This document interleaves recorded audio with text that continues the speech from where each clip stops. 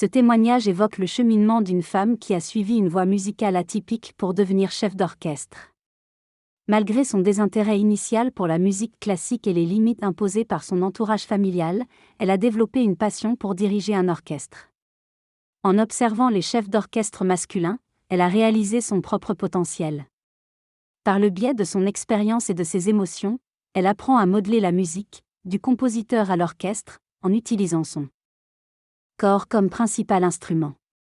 Elle souligne l'importance de la communication gestuelle universelle entre le chef et l'orchestre, nécessitant une adaptation rapide et précise pour transmettre l'essence musicale. Son parcours, marqué par une détermination affirmée et des défis surmontés, illustre la transformation de ses préjugés initiaux en une véritable passion et une réussite professionnelle en tant que chef d'orchestre. Doga, âgée de 23 ans, étudie la direction d'orchestre et le violon en Allemagne. Elle constate que les femmes ont aujourd'hui autant d'opportunités que les hommes dans ce domaine. Marie Jacot, une chef d'orchestre, souligne l'importance de l'expérience et de la personnalité dans son métier. Elle raconte une expérience, malgré les obstacles, elle a remporté un concours avec un groupe peu expérimenté. Pour réussir dans ce métier, il faut donner tout son cœur et faire preuve de discipline. La passion est primordiale, mais il est essentiel de ne pas perdre de vue le plaisir dans son métier. Elle explique également sa façon de diriger un orchestre en restant concentrée sur la musique.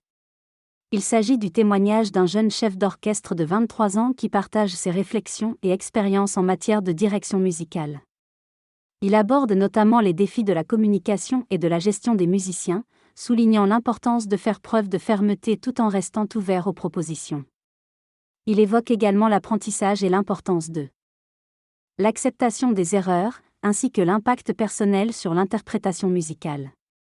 Il décrit la pression et l'excitation ressenties avant de diriger un orchestre, tout en soulignant l'importance d'une atmosphère détendue pour obtenir de meilleures performances. Il évoque enfin la singularité de chaque individu et de son influence sur le son de l'orchestre, tout en reconnaissant les défis et les plaisirs de son métier exigeant mais enrichissant.